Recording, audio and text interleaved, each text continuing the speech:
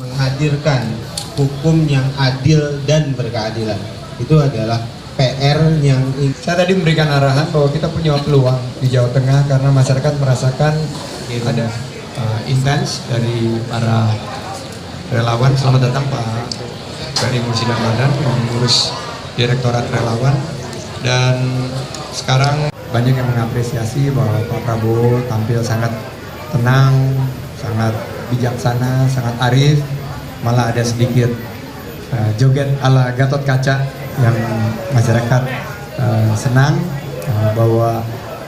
Pilpres ini atau kontestasi demokrasi ini harus disikapi dengan penuh riang gembira, dengan kesukacitaan, dan itu yang diapresiasi juga oleh masyarakat.